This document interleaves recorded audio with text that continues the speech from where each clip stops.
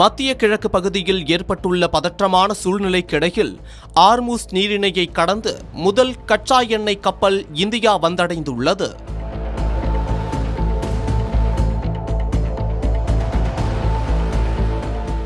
America மற்றும் Israel இணைந்து கூட்டாக ஈரான் மீது தாக்குதல் நடத்தியதை தொடர்ந்து ஈரானும் பதிலடி தாக்குதலை மேற்கொண்டதன் விளைவாக மத்திய கிழக்கில் போர் பதற்றம் அதிகரித்து வருகிறது.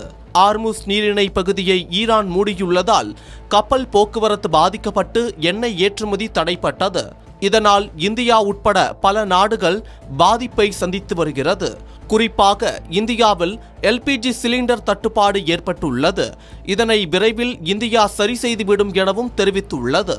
மேலும் இந்தியாவில் பல முக்கிய நகரங்களில் பெட்ரோல் மற்றும் டீசல் தட்டுப்பாடு ஏற்பட்டுவிடும் என்ற அச்சம் மக்களிடையே அதிகரித்து வரும் காரணத்தால் பெட்ரோல் பங்குகளில் கூட்டம் குவிந்து வருகிறது. இந்த நிலையில் ஷென்லாங் சுயிஸ்மேக்ஸ் என அழைக்கப்படும் எண்ணெய் டேங்கர் கப்பல் மும்பை துறைமுகத்தை பாதுகாப்பாக வந்தடைந்துள்ளது.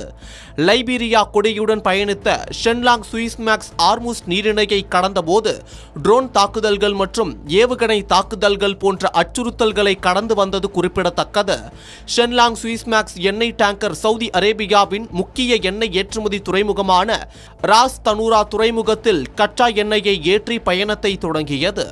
இந்த கப்பல் சவுதி அரேபியாவின் ராஸ் தனூரா துறைமுகத்தில் இருந்து 1 மில்லியன் பேரல்கள் சுமார் 1,35,000 மெட்ரிக் டன் கச்சா எண்ணெயை ஏற்றி வந்ததாக தெரிவிக்கப்பட்டுள்ளது. கப்பல் கண்காணிப்பு தரவுகளின்படி இந்த கப்பல் மார்ச் 8ஆம் தேதி ஆர்மூஸ் நீரிணையை கடந்து இந்தியாவை நோக்கி பயணித்தது. அமெரிக்கா ஈரான் இடையிலான பதற்றம் அதிகரித்ததை அடுத்து ஆர்மூஸ் நீரிணை வழியாக கப்பல் போக்குவரத்து மிகவும் குறைந்துள்ளது. இந்த நிலையில் இந்த பாதையை கடந்து இந்தியாவை அடைந்த முதல் எண்ணெய் கப்பல் ஷென்லாங் சுயிஸ்மேக்ஸ் என்பது குறிப்பிடத்தக்கது.